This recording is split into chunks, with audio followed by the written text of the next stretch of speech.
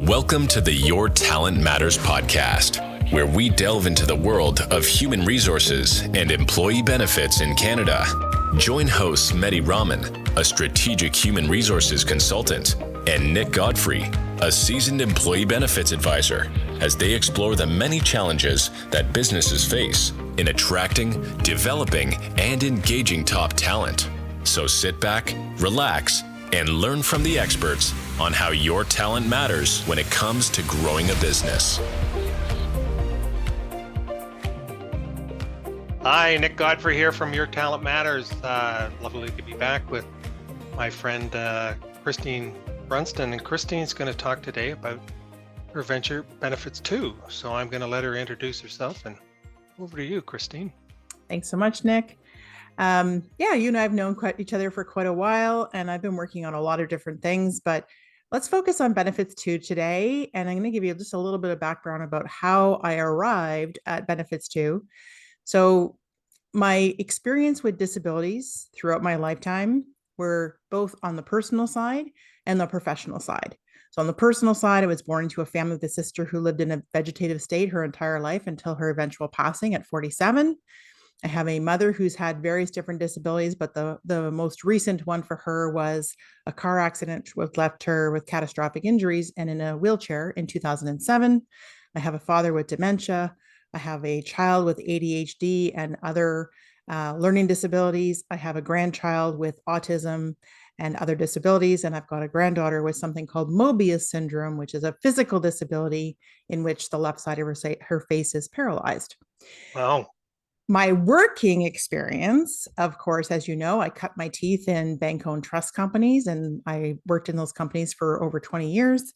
So my role there was really to step into the shoes of people when they needed someone to help them manage their affairs or to help them plan for incapacity or death.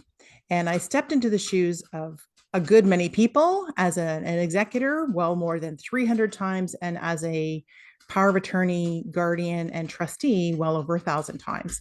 So my entire life has really been spent stepping into people's shoes to look after them or planning for others to step into their shoes to look after them. Part of this includes the disability tax credit. I think it gets a bad rap, number one, because it's got the word disability in it. Two, it's not widely known about. So it may be widely known about amongst tax professionals, certainly would be known about amongst wealth professionals and estate and trust advisors, anybody in that realm. But for the average person, they probably never learned anything about this. And it's too bad because, if we had learned about it either, in school or when we got a job, or if there was some sort of, fairy that showed up at our bedside when we had children and talked to us about it then, or, anytime you really have a touch with the medical community, it would be great if they knew more about this. But the problem is that it's health that intersects wealth and tax. And so a lot of practitioners in the medical community don't really understand the tax credit. They don't understand the criteria. The form is long. It just takes too long for medical practitioners to fill it out. They don't have that kind of time. We all know our medical system is in a bit of a disarray at the moment. And so them taking the time out to fill this form out correctly and accurately for CRA to approve it is a bit of a challenge. Well, what hits home for me is you don't know what you don't know, and that's classic. And some of the things we try to do as advisors is to uncover some of these things. And sometimes you do need to sit down with somebody and ask them some pointed questions, sometimes some difficult questions. But I mean, if you've got somebody with a disability, I guess there are advisors, there are some advisors out there, I guess, who should be flagging this for you. And I guess that's part of your role as well, is trying to educate these advisors to say, hey, are you seeing these scenarios, and is there an opportunity to introduce this disability tax credit? Is that fair to say? It is. So awareness is one of the big problems, right? Is getting people more aware that this thing exists. Well, what is it? The disability tax credit is a non-refundable tax credit that's designed for somebody who is got an impairment to an activity of daily living, and there are a number of them that affects them generally 90% of the time. And a lot of people don't understand the qualification criteria. They don't understand things like elimination, that bowel and bladder incontinence actually qualify for this credit. A child is struggling at school. The first thing that a parent's thinking is, oh, I wonder if this gives me a tax break. No, they're No. they're thinking, oh my gosh, how is my child going to, get the support they need to learn as best they can? And they're focused on dealing with the actual impairment itself, not on all the other, The pieces planning side of around it. this about Yeah. like, okay, so what other supports are there? And so, I did a little bit of a survey, if you will, a poll on LinkedIn recently.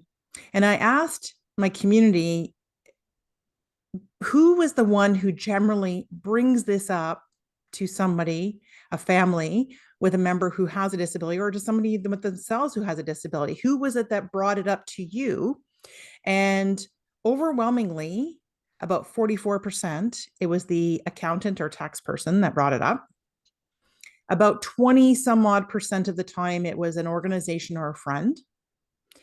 Another portion there was within the wealth community. So wealth professionals were the ones that brought it up. And disturbingly, the medical practitioner was the one who brought it up only 9% of the time. Hmm. Well, and something else that jumps into my mind is that, if you there's degrees of disability clearly, and you might have somebody who's severely disabled, and then you kind of know that, you're in the system. You've got somebody who's wheelchair bound and, autistic or cerebral palsy, all these different kinds of things that I think of it where people are severely disabled. And then for the rest of the population, there are people who I'm sure, I think we might qualify ourselves with, with issues where, do we qualify? And so you wonder, So to what degree can you qualify? Yeah. you just highlighted one of the biggest problems and the reason why we did this. So let me tell you the reason why we developed this solution. What was the big problem that I saw and experienced myself? So with my daughter with her ADHD, I'd had her assessed at 6, I had her assessed again at 12, and I had her reassessed again at 18. I knew she qualified based on my knowledge of the credit, but every time I filled out the paperwork and took it to the doctor or asked the doctor to fill out the paperwork, we got a resounding. And once my daughter was 18, it was up to her to bring this forward because I no longer had any say. Once you age out of the system, you're responsible for yourself. So she would take this forward to her doctor, and her doctor would say, well, you're not going to qualify. And she doesn't know how to explain this well enough to him. And she doesn't talk about the manifestations that we see in the home and other places. So of course, it stands to reason that he may think that she's not, or he's thinking about old criteria where he sees that, oh, in order for somebody really to be disabled, they must have, they must not be able to walk into my office, on their own 2 feet. And that's just not the case. And this is why we really pound the pavement hard to try and, create awareness for people about what does and doesn't qualify. So number one, we have physicians that don't understand the qualification criteria. And it has changed over time. CRA has expanded the qualification criteria. So number two, you've got a subset of individuals, medical practitioners, who are really burnt out on just providing care within their practice. And filling out government paperwork was never something that they were taught how to do, certainly not filling it out successfully. You're never going to see, I don't think, CRA show up at a doctor's office and say, here, in order to get your patients approved, here's how we need you to fill out these forms. And not going to happen. Right?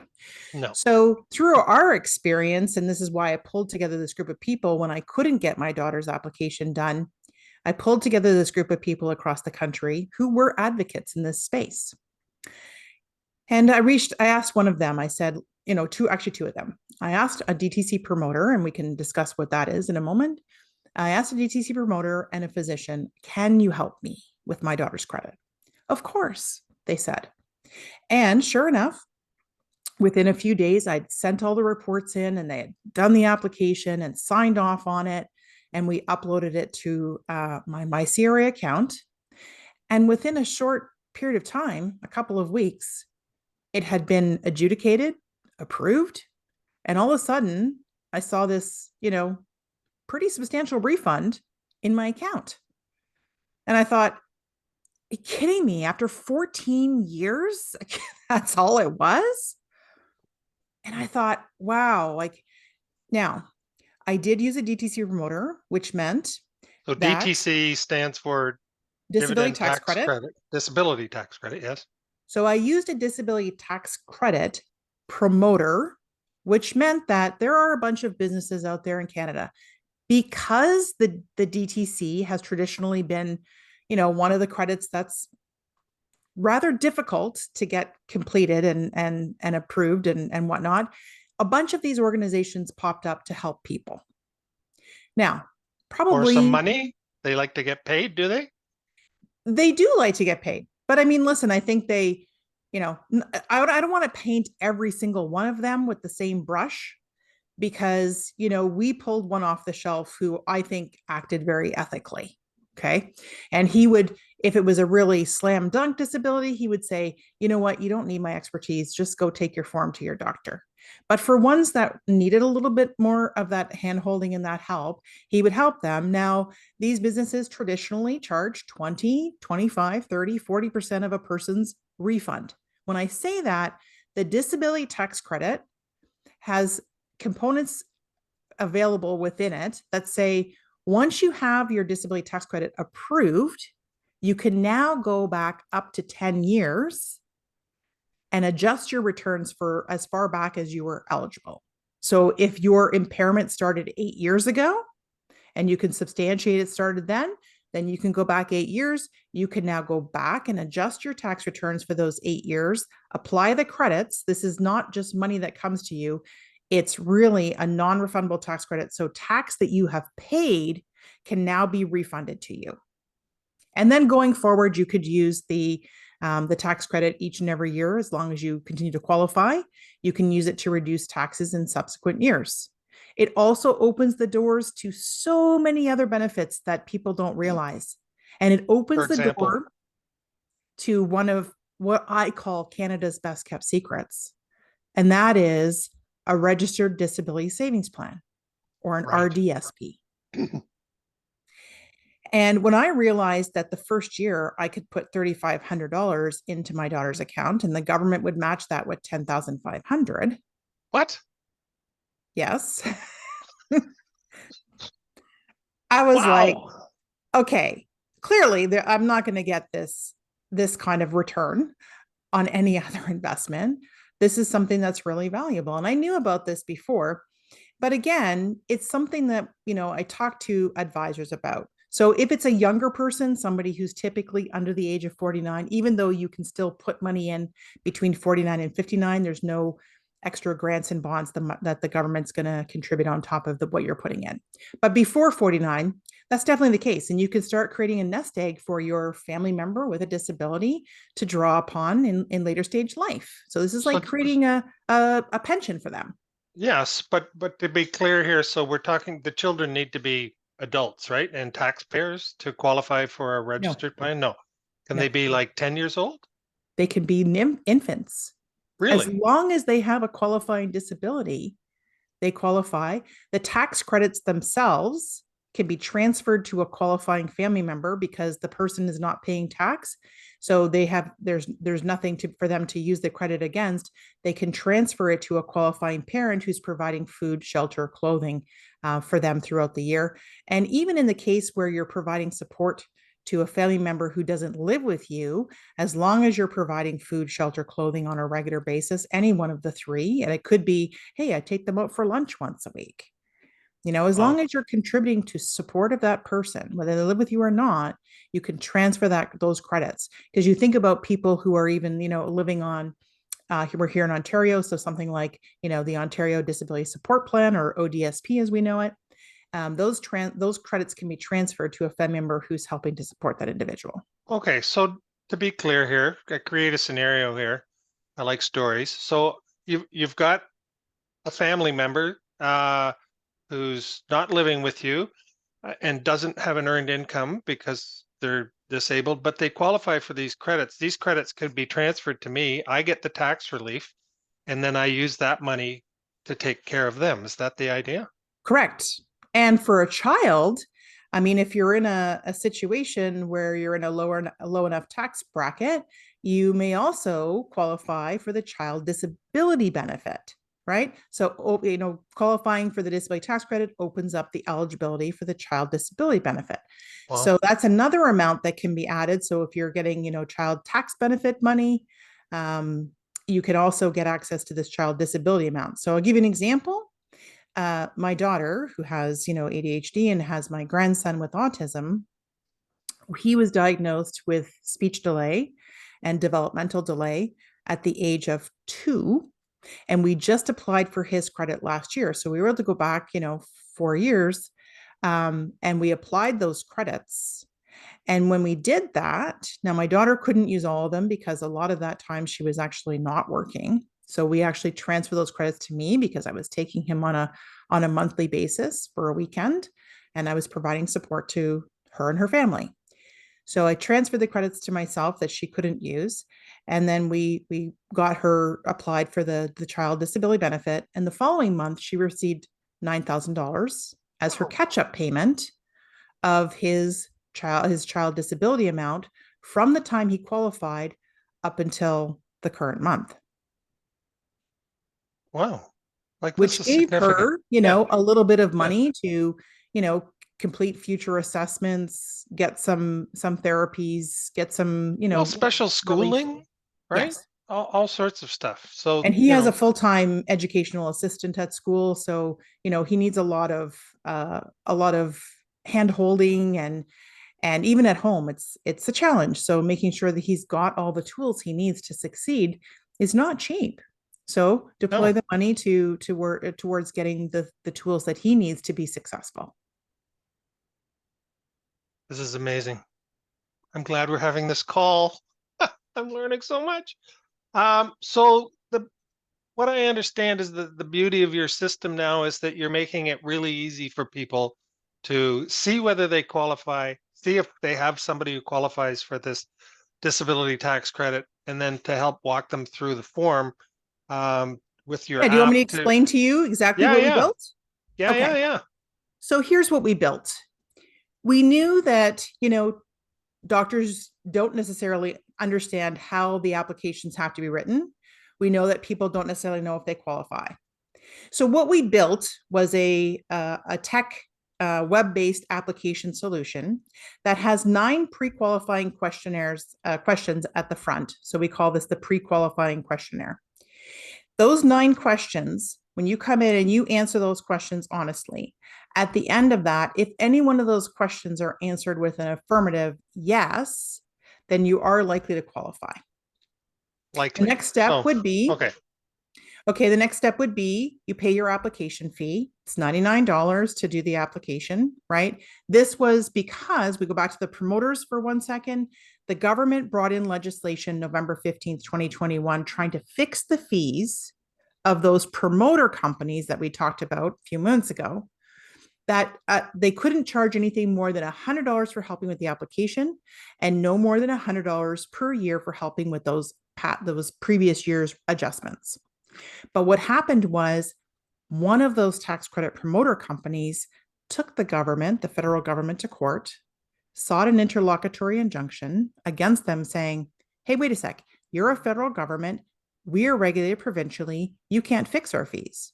And they won on that basis, on a technicality. The whole thing is wrapped up in court right now. And we just said, you know what, we're just going to forge forward and bring our solution to market, eliminating all those nefarious activities of those players that are out there trying to get, percentage of people's refunds. So we have the pre-qualifying questionnaire at the front of this. You then pay your application fee of $99. We then step you through a wizard, I call it, of asking you questions related to your impairment you identified in the pre-qualifying questionnaire. So their questions would range anywhere. Most impairments have questions that sit around 10 questions.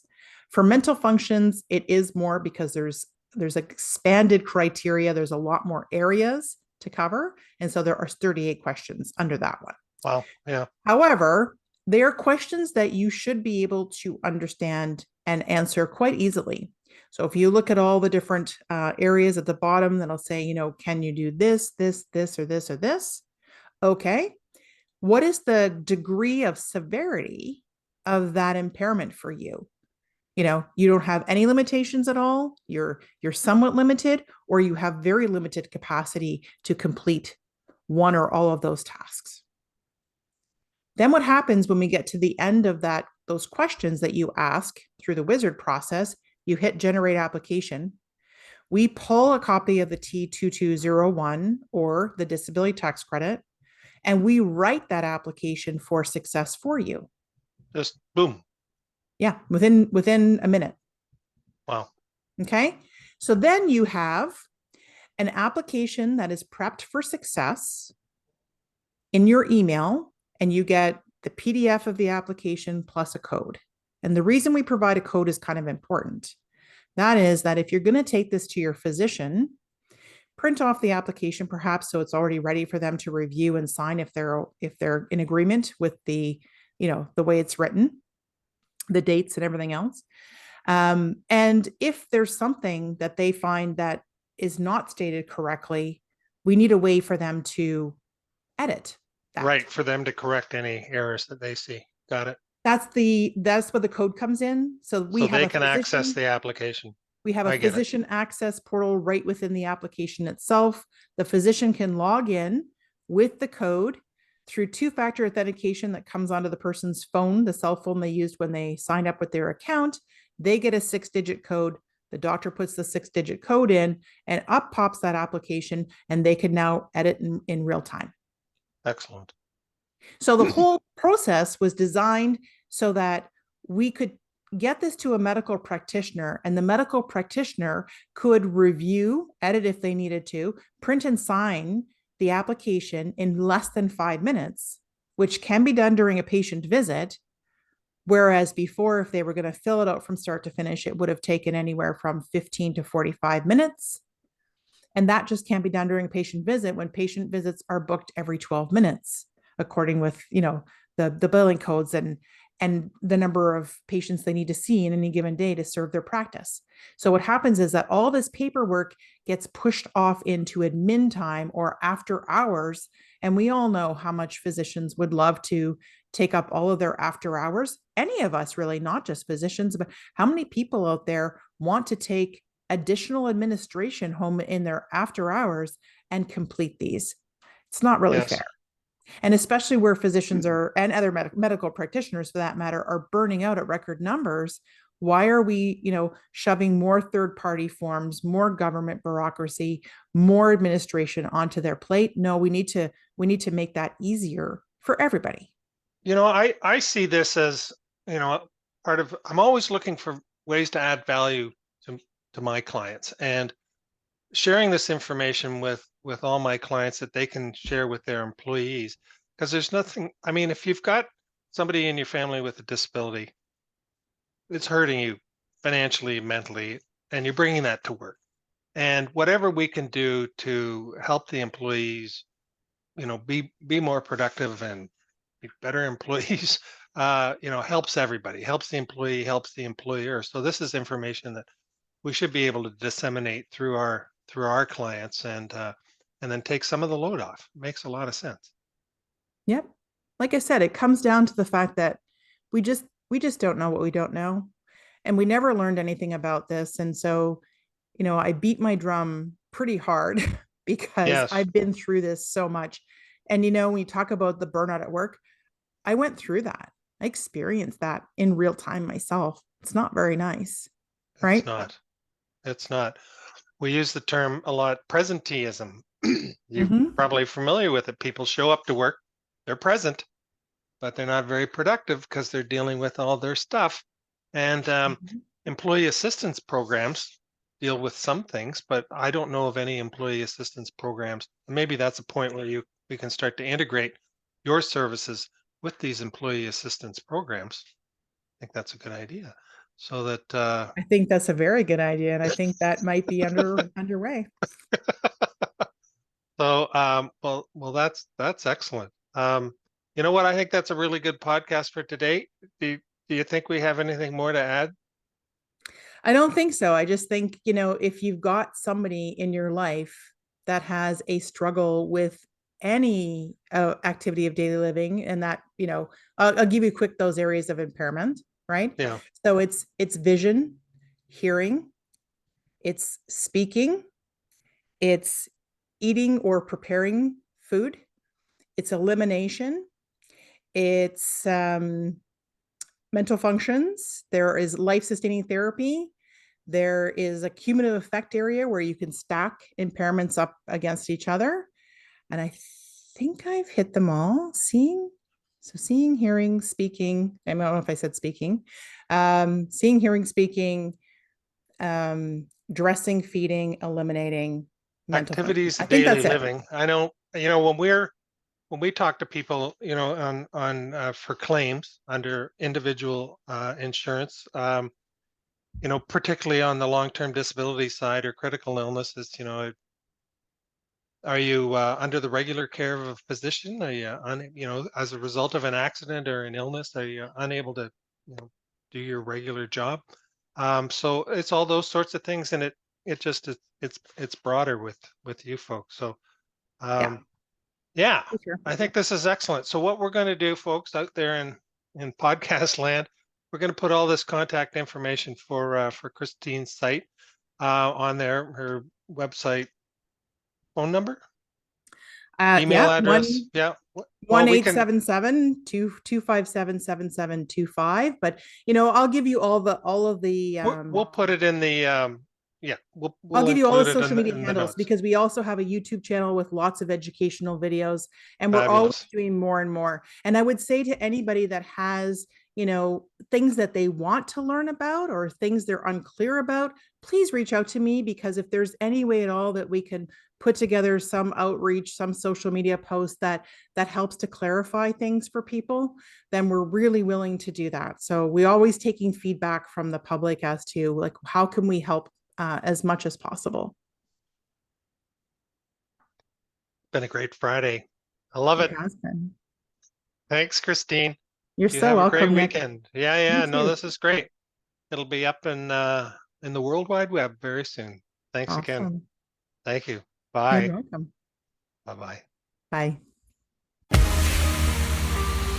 Thanks for listening to the Your Talent Matters podcast. If you found value in today's episode, please share it with others. Be sure to subscribe wherever you heard this podcast so you never miss a future episode. For more information or to connect with your hosts, you can visit their website, yourtalentmatters.ca. Thanks again for tuning in, and we'll see you next time.